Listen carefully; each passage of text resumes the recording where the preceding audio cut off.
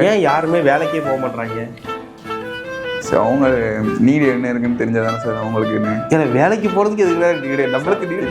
இப்போ நான் இங்கே இருக்கேன்னா எனக்கு வந்து ப்ரெஷர் வெசல் அந்த பாய்லர்ஸ் அந்த மாதிரி ஃபேப்ரிகேஷன் ஃபீல்டில் போகணும் இருக்குது. இப்போ அவங்க என்னன்னா அவங்கவுங்களுக்கு ஒன்று ஸ்டாட்டிக்கில் போகலாம், அப்படி இல்லாட்டா ரொட்டேரியில். அது ஓகே, நான் என்ன சொல்கிறேன்னா வேலைக்கே போக மாட்டாங்களே, அதான் கேட்குறேன். ஏன் வேலைக்கே போக மாட்டாங்க? இன்டர்வியூ கொடுத்தா இன்டர்வியூக்கே போக மாட்டாங்க. என்ன பிரச்சனை உங்களுக்குலாம் உண்மையாவே? ஏன்டா நியாயமா பண்ணுங்கடா, அநியாயம் பண்ணாதீங்க. என்னவா இருக்கும்?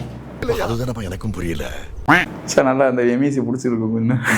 என்னமா ஃபீல் பண்ணி கூவுறான்டா அவன். யோ, எம்இசியில் படிச்சவங்கள சொல்லல, பொதுவாகவே சொல்கிறேன். எம்இசி படிச்சவங்க எப்படியே பட்டு டிகிரி மாதிரி வேலைக்கு அமைச்சது ஆகணும். பொதுவாகவே வெளியே இன்ஜினியரிங் படிச்சு வர்றாங்க, வேலை கேட்டலாம் வர்றாங்க, ஒரு இன்டர்வியூ கொடுத்தா கூட போக மாட்டாங்க இன்டர்வியூக்கு. ஏன் அப்படி? என்ன காரணம்? அலட்சியமாக விட்டுருதாங்க சார். அதான் அந்த அலட்சியத்தினால விடுறாங்களே, அது ஏன் அந்த அலட்சியம் வருதுன்னு எனக்கு தெரியல.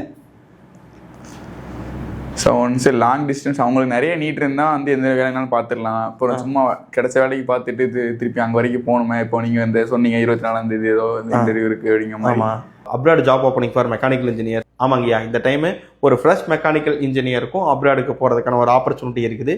ஸோ அதனால் நிறைய அவங்க நீட் இருந்தால் மட்டும்தான் சார் வருவாங்க. அது மாதிரி நிறைய நம்ம எதிர்பார்க்குறோம், நிறைய எல்லாரும் வருவாங்க அப்படின்ட்டு. ஸோ எதுக்கு வேலைக்கு போயிட்டு ஜம்முன்னு வீட்டிலே இருந்துக்கோ, அவங்க ஊர்லேயே வேலை பார்க்கணும்னு நினைப்பாங்க. அப்படி இல்லைடா, சாஃப்ட்வேர் போட்டால் அதே மாதிரி நிறைய பேர் வருவாங்க, நமக்கு எப்படியும் கிடைக்காது அப்படிங்கிற மாதிரி. அப்படி ஒன்று இருக்கு. மொத்தமாக போகும்போது நம்மளுக்கு கிடைக்காம போயிடும், அதனால நம்ம போடுறதே வேஸ்ட் நினைச்சிருப்பாங்க. தனியாக இண்டிவிஜுவலாக இன்டர்வியூ கூப்பிட்டாலும் வரமாட்டாங்களே. அப்படி என்ன? அதுவும் அந்த குரூப்பும் இருக்குது, அது ஒரு குரூப் இருக்குது. ஏன் என்ன யோசிப்பீங்க? நீங்களாம் படிச்சு முடிச்சீங்க, படிச்சு முடிச்ச உடனே என்ன யோசிப்பீங்க? வேலைக்கு போகலாம் அப்படிலாம் உங்களுக்கு என்ன இருக்குமா ஜென்ரலாகவே? அது எங்க இருக்கு? எனக்குலாம் இருந்துச்சு. உங்களுக்கு இருந்துச்சு? பொதுவாக கேட்குறேன். பொதுவாக அந்த மாதிரி தான். சரி, அடுத்த கோர்ஸ் பண்ணலாமா, அப்படி இல்லாட்ட வேலைக்கு போகலாமா அப்படிங்க. சரி, இப்போ வேலைக்கு போகலான்னு முடிவு பண்ணிட்டீங்கல்ல, ஒன்று கோர்ஸ் படிக்கணும்னா போய் கோர்ஸ் படிங்க, ஏதோ ஒன்று. இல்லை வேலைக்கு போகலாம் முடிவு பண்ணிட்டீங்கன்னா டக்குனு ஒரு வேலைக்கு போக வேண்டியதானே? என்ன பிரச்சனை உங்களுக்கு வேலைக்கு போகாமல் இருக்கிறதுக்கு? வேலைக்கு போகாமல் இருக்கு பிரச்சனை இது. ஏன்னா வீட்டில் காசு கொடுத்துருவாங்க, அந்த மாதிரி கொடுத்துருவாங்களா? இல்லை, அந்த மாதிரி இருக்கிறவங்க, அந்த மாதிரி இருக்கிறவங்க காசு கொடுத்துருவாங்க, ஃபோனுக்கு ரீசார்ஜ் பண்ணி விட்டுருவாங்க, பெட்ரோல் அடிச்சு கொடுத்துருவாங்க.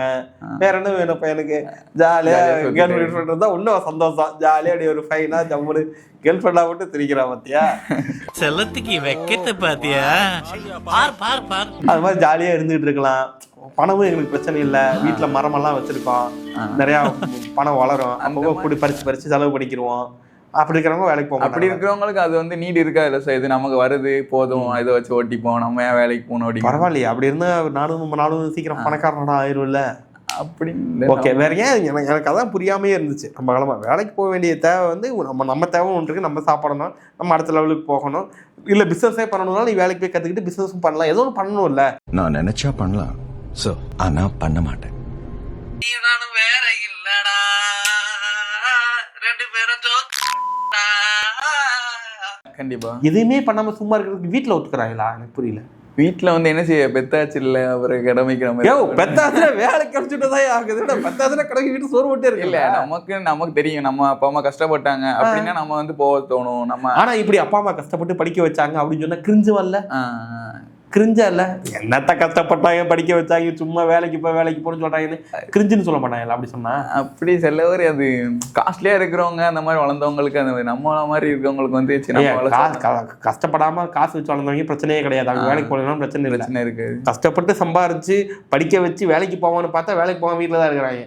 இன்னைக்கும் பேரண்ட்ஸ் தான் நம்மள்ட்ட ஃபோன் பண்ணி ஓகே வேலை இருக்குதா அப்படின்னு சொல்லி கேட்கறதே பேரண்ட்ஸ் தான். ஆமா, இவங்க எங்க போனாங்கன்னு தெரியல. எக்ஸாம்பிளுக்கு என்னோட ஃப்ரெண்டு அப்படிதான், இப்போ மைக்ரோபயாலஜி முடிச்சுட்டு வந்து இருக்காப்புல. ஆனா வந்து இப்போதைக்கு அவன் வேலைக்கு போக முடியல, ஏன்னா அவனுக்கு வந்து இந்த இடம் இப்போ செட் ஆக மாட்டேங்குது. அப்புறம் ஏதாச்சும் ஒரு வேலைக்கு போயினா 1 மாசத்துலேயே வந்துடும். தம்பி, நீங்க என்ன எதிர்பார்க்குறீங்க? எனக்கு ஒரு கம்பெனிக்கு நீங்க வேலைக்கு போகணும்னா உங்களோட எதிர்பார்ப்புன்னு ஒன்று இருக்கும்ல, அது என்ன இருக்கு? எனக்கு ஒரு பெரிய வீடு, எனக்கு கீழே 4 பேர் வேலை பார்க்கணும், அந்த 4 பேர் கீழே 40 பேர் வேலை பார்க்கணும். நான் சொல்றதெல்லாம் கேட்டு அப்படி ஜம்முன்னு இதோட எதிர்பார்ப்புன்னு அவன் சொன்னது என்னன்னா, எனக்கு வந்து ஒரு என்விரான்மெண்ட் செட் ஆகணும், அப்படி இல்லாம அந்த மாதிரி வேலை ஒர்க் வந்து டென்ஷன் இருக்கக்கூடாது அப்படிங்கும். அதாவது வேலைக்கே போகக்கூடாது, டென்ஷனே இருக்காது. சரியா? வேலைக்கே போகும்போது என்ன டென்ஷன்னா எனக்கு எங்கிருந்து வரும்? ஒரு வேலையை ஒருத்தர் சொன்னா, ஏன்னா அந்த வேலையை கரெக்டாக முடிச்சு கொடுத்துட்டோம்னா நம்மளை பாராட்ட தான் செய்வாங்க. கரெக்டா அந்த வேலையை ஒழுக்கமாக முடிச்சு கொடுக்கலன்னா நம்மளை பாராட்ட மாட்டாங்க, திட்டுவாங்க. சரியா? இப்போ அந்த வேலையை முடிச்சு கொடுக்குறது யாரோட வேலை? நம்மளோட. அப்புறம் நான் அதை போய் செஞ்சா தானே தெரியும். நீ செய்வியா இல்லையானே வீட்லயே உட்காந்து எப்படி கண்டுபிடிப்பீங்க? கண்டிப்பா சார். அது எனக்கு புரியல. எனக்கு இது எல்லாமே இவ்வளோ புரியாத விஷயங்கள்லாம் நம்ம வச்சுருக்கிறோம். கரண்டே போச்சு. கரண்ட் போயிடுச்சிடும். கரண்ட்டை வெட்டிட்டாலே கரண்ட்டை வெட்டிட்டாலே சூப்பரு. நாடா நீ சொன்னா நாடா நீ நையன்ற கரண்ட்டும் போயிட்டே இருக்குது நம்மளுக்கு. கரண்ட் இது மாதிரி இப்போ என்ன பண்ணாலுமே பசங்களை வேலைக்கு போவாங்களா இல்லையான்னு கண்டுபிடிக்கிறது ஒரு பெரிய விஷயமாக தான் இருக்குது. பட் நீங்கள் வந்து வேலை எதுவும் தேடிட்டு இருக்கிறீங்க, உண்மையாகவே உங்களுக்கு வேலை கிடைக்கல, உங்களுக்கு தகுந்த மாதிரி ஒரு வேலையை நீங்கள் தேடிட்டு இருந்தீங்க அப்படின்னா நீங்கள் எங்களுக்கு கூட கான்டாக்ட் பண்ணலாம். உங்களுக்கான ஜாப் பிளேஸ்மெண்ட்டும் நாங்கள் பண்ணி கொடுப்போம்.